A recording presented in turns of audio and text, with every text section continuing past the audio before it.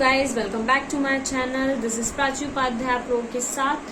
तो आज की वीडियो होने वाली है IPU 2021 एंट्रेंस और एडमिशन्स के बारे में।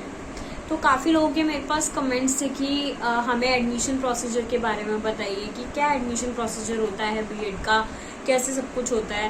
तो गाइज, जिस तरीके से मैंने करा, मेरी जर्नी रही, मैं वो सारी जर्नी आप लोगों के साथ शेयर कर रही हूँ अपनी। मैं चाहती हूँ कि इससे आपको बेनिफिट मिले, जो चीज़ें जो गलतियाँ मैंने करी उनसे आप सीखें या फिर मेरी चीज़ों से आप लोग सीखें। तो यस गाइज, तो आज की वीडियो इसी टॉपिक पे होगी। तो सबसे पहले बात करते हैं IPU की किसी भी कोर्स में, नॉट बीएड। अगर हम किसी भी कोर्स में एडमिशन लेते हैं तो हमारा डायरेक्ट एडमिशन नहीं होता। हमारा जो एंट्रेंस होता है IPU में वो मैंडेटरी होता है, यानी कि कंपलसरी होता है हर एक कोर्स के लिए, हर एक स्टूडेंट के लिए, हर एक कैंडिडेट के लिए।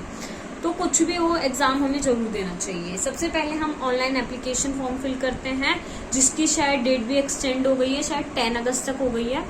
तो सबसे पहले हमें फॉर्म भरना होता है, उसकी फीस होती है प्रॉपर। OBC ST SC सबके जनरल की अलग होती है। जो भी फीस होती होगी आपको मिल जाएगा वो। उसके बाद हमारा क्या होता है, एंट्रेंस एग्जाम होता है। एंट्रेंस से कुछ टाइम पहले ही हमारी को पोर्टल पे हम लॉगिन ID करके हम अपना एडमिट कार्ड यूनिवर्सिटी दे देती है, तो हम वहाँ से अपना एडमिट कार्ड ले सकते हैं, जिससे कि हमें पता चलता है एडमिट कार्ड हमें एग्जामिनेशन टाइम में लेके जाना होता है, कहाँ पे, सेंटर पे। इसके बाद हमारा जो एग्जाम होता है वो होता है, जैसे कि पिछली बार मेरा सितंबर में हुआ था, जो कि मेरा 3rd शिफ्ट में हुआ था। काफ़ी लेट हो गया था मुझे आने में। तो शिफ्ट का टाइम भी कुछ भी हो सकता है, आपको दिन का स्लॉट भी मिल सकता है, आपको रात का स्लॉट भी मतलब शाम का स्लॉट भी मिल सकता है। तो ऑब्वियसली सितंबर में हुआ था मेरा, तो मेरे को काफ़ी मतलब उस टाइम पे थोड़ा रातें भी थोड़ी जल्दी होने लगती हैं, अंधेरा भी जल्दी हो जाता, तो काफ़ी रात ही हो गई थी मुझे आते आते। तो मेरा जो सेंटर पड़ा था वो दिल्ली में पड़ा था, रोहिणी के आसपास मेरा सेंटर पड़ा था। यस गाइस, मुझे याद है। इसके बाद हमारी प्रॉपर वहाँ पे कोरोना के टाइम पे प्रॉपर चेकिंग वगैरह हुई थी, किसी का BP लो तो नहीं है, हाई तो नहीं है, ये सब चीज़ें। उसके बाद सेंटर पे काफ़ी मतलब चेकिंग वगैरह थी कोरोना की वजह से। मास्क मैंडेटरी था, सैनिटाइजर वगैरह भी मैंडेटरी होता था। ये सारी चीज़ें इस बार मैंडेटरी थी, तो इस बार भी होंगी, बिकॉज इस बार भी कोरोना टाइम है ही। तो सिचुएशन ऐसी है, इसलिए सारी चीज़ें ध्यान में रखते हैं। इसके बाद हमारा एंट्रेंस होता है। एंट्रेंस होने के बाद एंट्रेंस हमारा कंप्यूटर बेस्ड टेस्ट होता है, पेन पेपर टेस्ट नहीं होता।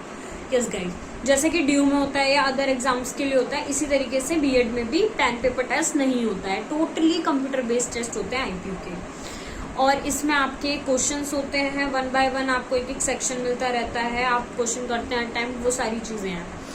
इसके बाद एंट्रेंस एग्जाम होने के बाद हमारी कुछ टाइम के बाद हमारी आंसर की यूनिवर्सिटी देती है। उस आंसर की से हम अंदाज़ा लगा पाते हैं कि हमने कितना सही करा है। हमें अंदाज़ा लग जाता है हमारे कितने अप्रोक्स मार्क्स आ सकते हैं, किस कैटेगरी में हमारा है, हो जाएगा नहीं हो जाएगा। क्योंकि मुझे ऐसा लगता है इंसान अगर खुद पेपर देकर आया होता है तो उसको पता होता है कि वो किस पानी में है, तो ये तो श्योर है। इसके बाद कुछ टाइम बाद हमारा यूनिवर्सिटी क्या करती है, मेरिट मतलब रैंक निकालती है सारे कैंडिडेट्स की। उसमें एक PDF आती है जिसमें टोटल ही हमें अपना नेम सर्च करना पड़ता है। उसमें टोटल कैंडिडेट होते हैं, सबकी रैंक सामने के सामने गिवन होती है। उसके बाद हमें क्या होता है, रैंक होती है, फिर धीरे धीरे हमारे काउंसलिंग के राउंड शुरू होते हैं। काउंसलिंग के राउंड्स, अब फॉर एग्जाम्पल 2019 में काउंसलिंग के राउंड्स 4 राउंड्स थे। तो ये ज़रूरी है कि इस बार भी काउंसलिंग के राउंड्स 4 हो, इस बार 5 भी हो सकते हैं। तो that depends upon the seat. तो ये सारी चीज़ें सीट्स के ऊपर डिपेंड होती हैं। इसके बाद अगर बात करें कि अगर हम ये कहें कि हमारा एडमिशन होगा नहीं होगा, तो ये काफ़ी सारी चीज़ों पे फैक्टर्स पे डिपेंड करता है। फॉर एग्जांपल, कितने नंबर ऑफ कैंडिडेट ने ने एग्ज़ाम दिया, कितने % लोगों ने एग्ज़ाम क्वालिफाई किया, तो काफ़ी सारी चीज़ें होती हैं।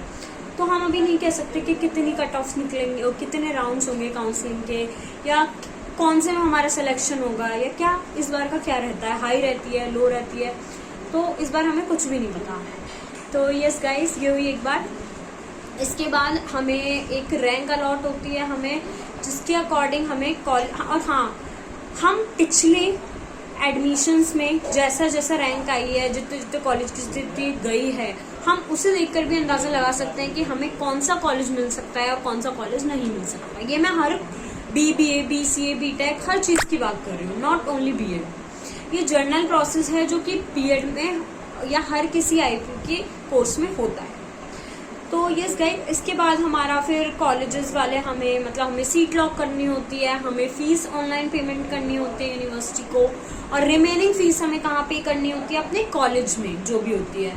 इसके बाद हमारे को डॉक्यूमेंट वेरिफिकेशन होती है। डॉक्यूमेंट वेरिफिकेशन के बाद क्या होता है, सारी चीज़ें हमारी फाइनल हो जाती है, हमारा सारा माइग्रेशन और हमारी डिग्री, जैसे कि हमारी UG या PG जो भी है आपकी, वो आपको होनी चाहिए। जो जो रिक्वायर्ड डॉक्यूमेंट्स हैं वो आपके एडमिशन के टाइम पे मैंडेटरी होते हैं। तो गाइज आप सभी अपने डॉक्यूमेंट्स को बनवा के रख लें, ये सारी चीज़ें बहुत इंपॉर्टेंट होती है, वरना कई बार एडमिशन में प्रॉब्लम आ जाती है और DO में तो इवन लेते भी नहीं है, एडमिशन कैंसिल होने तक बात आ जाती है। तो आप ये सारी चीज़ों का ध्यान रखें।